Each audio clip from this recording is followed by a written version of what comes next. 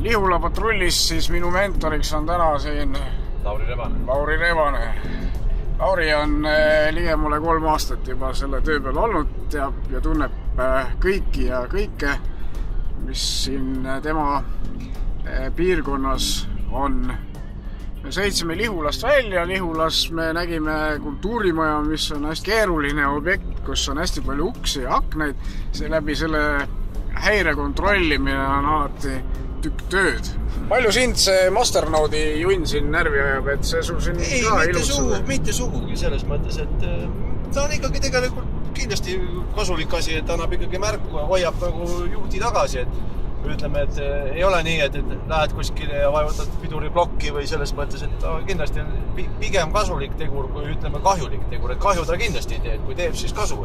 See on e-patrulli lokk, kas sul see seade on ka juba käe pärast või sa alles oled ootel? Ei ole, aga olen suures ootuses ja juba on ka turvajuhid natukene teavitustööd teinud, et lähiajal peaks ka koolitus olema, et siis saab täpsemalt juba tutvuda selle seadmega, aga igal juhul peaks ta meie tööd kergendama.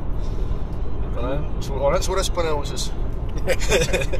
Kui kaugel esimene politseinik sul on? Ma nägin Lihulas meil on jah ukse peal oli politsei silt küll, aga kas seal reaalselt politsei käib? See tähelepanek on õige, et reaalselt Lihulas politseinikku tegelikult ei ole ja oleme ka meie oma jõu ja nõuga politseitööle abiks, et kui nad ikka edistavad teinekord nädalavahetustel ja sellised kergemad häired ikkagi vaatame üle, mis on nagu edesõna. Ehk siis politsei aeg-ajalt ikka kasutab meid hoopis mingi signaali kontrollimiseks. Ikka päris tihedalt tegelikult, kui on midagi. Täna kell 2 siis vallavanemaga kohtumine ka ja et ilmselt me vahetame kenasti seal viisakusi ja räägime maast ja ilmast, aga ma püüan ka aru saada tegelikult, kui palju vald meid ära tunneb siin ja palju me vallale kasulikud ja vajalikud oleme ja teistpidi mõista ka seda, et kus me veel võiksime vallale kasu tuua või kuidagi kasuks olla.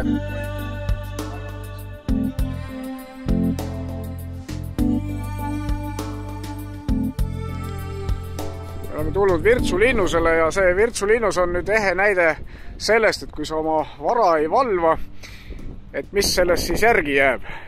Siin on järgi ainult rusud. Ja meie saame siin nüüd ainult konstanteerida seda fakti, et oleks meid õigel ajal palgatud, oleks see pilt oluliselt parem, kui me siin täna näeme.